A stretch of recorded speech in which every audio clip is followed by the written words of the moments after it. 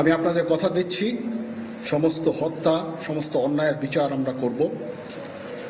আপনারা সেনাবাহিনীর প্রতি আস্থা রাখেন, সশস্ত্র বাহিনীর প্রতি আস্থা রাখেন। আমি সমস্ত দায়িত্ব নিচ্ছি। আপনাদের জানমাল এবং আপনাদেরকে আমি কথা দিচ্ছি যে আপনারা আশাহত হবেন না। ইনশাল্লাহ আপনাদের যত দাবি আছে সেই দাবিগুলো আমরা পূরণ করব এবং দেশে একটা শান্তি শৃঙ্খলা ফিরিয়ে নিয়ে আসব। আপনারা আমার সাথে সহযোগিতা করেন। দয়া করে আর এই ভাঙচুর, হত্যা, মারামারি, সংঘর্ষ এগুলো থেকে বিরত হন। আমি নিশ্চিত যে আপনারা যদি আমার কথা মতো চলেন, আমাদের সাথে যদি একসাথে যদি কাজ করি আমরা, নিঃসন্দেহে আমরা একটা সুন্দর পরিণতির দিকে আমরা অগ্রসর হতে পারি। আপনারা দয়া করে আমাকে সাহায্য করেন।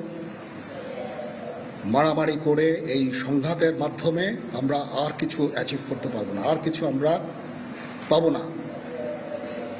সুতরাং দয়া করে আপনারা সমস্ত ধ্বংসযজ্ঞ, সমস্ত অরাজকতা, সমস্ত সংঘর্ষ থেকে বিরত হন এবং ইনশাআল্লাহ আমরা সবাই মিলে একটা সুন্দর ভবিষ্যতের দিকে আমরা অগ্রসর হব। প্রতিটা হত্যার বিচার করা হবে, প্রতিটা অন্যায়ের বিচার হবে। আমরা আজকে সুন্দরভাবে কথা বলেছি। সমস্ত দলের প্রধান দলের নেতারা এখানে উপস্থিত ছিলেন।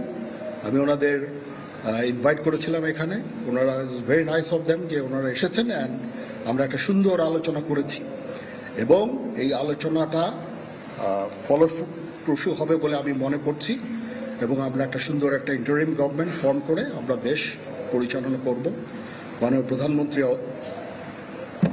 পদত্যাগ করেছেন এবং এখন একটা ইন্টারিম গভর্নমেন্ট ফর্ম করে আমরা আমাদের কার্যক্রম পরিচালনা করব।